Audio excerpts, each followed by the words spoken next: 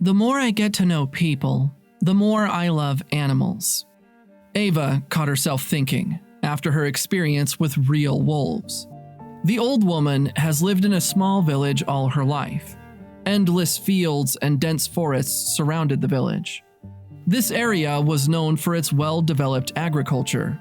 So, almost all the local residents worked either on farms or plantations to grow vegetables and berries. The woman's husband, Frederick, passed away a long time ago. He had a stroke at a very young age. The only light in the old woman's life was her son, Alan. The man didn't want to leave his mother alone. Thus, he chose to come back to the village after graduating from college in a big city. Back home, he got a job as a forester and continued in his father's footsteps. From early childhood, his dad instilled in young Alan a love of nature and a sense of responsibility for its inhabitants. There was always perfect order in Alan's territory. Even the population of wolves never exceeded the norm. After all, predators lived very close to farms with cows and sheep. The forester knew perfectly well that nature needed balance. Then it would be easier for both people and animals to coexist peacefully. Life in the region went on as usual until the appointment of the new chairman of the village community, Jerome Cruz. Together with his son-in-law Louis, the unscrupulous businessman started exterminating wild animals. The scoundrels neglected all the principles of morality and even the law, arranging shooting ranges in the forest, and every attempt to stop them ended in failure. It was rumored that the men had extensive connections with the local criminal gangs, and that even the police didn't want to get involved with them. Alan couldn't tolerate the illegal and immoral behavior of Louis and his gang, who were always covered for by Louis's father-in-law. Alan often complained to various authorities that innocent animals were being killed, but his actions only angered the chairman and his buddies. Unfortunately, this conflict ended with the fact that Alan's lifeless body was found in the middle of the forest. The forester died of blood loss caused by a bullet wound to his stomach. Poor Ava was completely devastated and couldn't even come to terms with her son's death for a long time. The old woman was left alone with her pain, and she couldn't even get justice for Alan's death, as it was impossible to find his murderer even though everyone knew who was responsible for it. A year later, the old woman woke up in the middle of the night to the barking of the yard dog. The dog was so loud that it could wake up the whole neighborhood. Taking a flashlight, the woman hurried outside to see what was happening. The dog broke free from the chain and bared its teeth, glancing nervously toward the half-open barn door. "My God, what brought you here in the middle of the night?" the woman exclaimed when she saw a young she-wolf on the barn floor. Apparently, the poor animal had no choice but to seek help from a human. "Are they shooting out there again? How much blood do they need to spill? Is there anyone who can stop them?" Meanwhile, the she-wolf didn't show any signs of aggression or fear. She lay on her side and breathed heavily, and when the old woman came closer, she saw that the predator was pregnant. "So, you're expecting offspring, my dear." Ava was touched and petted the animal on the head. The she-wolf began to lick the woman's hand. "Don't worry, you're completely safe here. I will protect you and your kids, even though I couldn't protect my own son. You know, I never got grandkids from him. He had some girlfriends, but apparently no one was in a hurry to start a family with a forester. Alan was stubborn and hardworking. He disappeared in the forest for days on end, worrying about the animals, trying to save them from death, and he became the victim of poachers himself." The woman wiped away her tears and hurried to the house to get some milk for her guest. The following day, Ava went to buy some fresh meat for the she-wolf. Stepping inside the store, she heard some local men discussing the pressing problems of the village. One of the men was the infamous son-in-law of Chairman Louis. The wealthy farmer proudly told how he and his brothers hunt predators in the forest every week, showing pictures of their trophies. "Soon we'll have exterminated all the wolves. Then our farms will no longer be in danger, and our cattle will finally stop disappearing." And the men all laughed out loud together. The old woman just quietly shook her head. She knew that those men only had their own interests at heart. The young forester Brian spoke up in defense of the wolves. "Why spill the blood of innocent animals?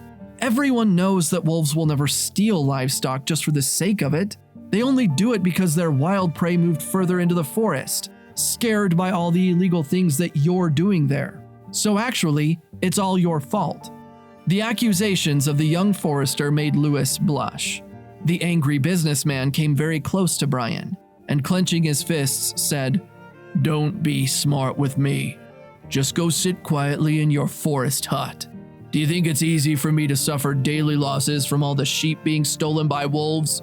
Don't stick your nose where it doesn't belong, or you might be joining a friend." The old woman understood what was at stake and tried to take the young forester away from the drunken company. "Brian, son, please help an old woman carry these heavy bags home." Ava intervened. The man was happy to help and accompanied the old lady to her house. Since Brian knew Alan well, they had something to talk about on their way. He worked together with the woman's deceased son. Although they were responsible for different territories, the old woman told the forester about her suspicions as to who might be responsible for the murder of her son, and asked the young man to be careful.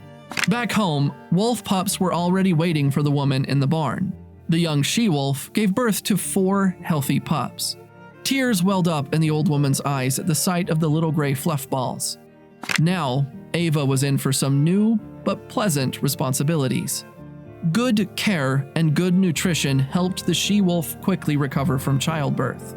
Now, she could go out into the yard and sometimes into the forest, but she always left her pups in the barn. Apparently, she could sense the danger. Unfortunately, the situation in the village escalated even more. Dozens of hunters combed the forest every day, ruthlessly exterminating predators on the orders of Chairman Jerome. One day, Ava brought food to the wolf pups and some fresh broth for their mother, as she always did. However, opening the barn door, she was literally dumbfounded. At least 7 adult wolves were looking at the woman. The animals behaved calmly. They were most likely brought to the barn by the young she-wolf to protect them from bloodthirsty poachers. "This is just cruel."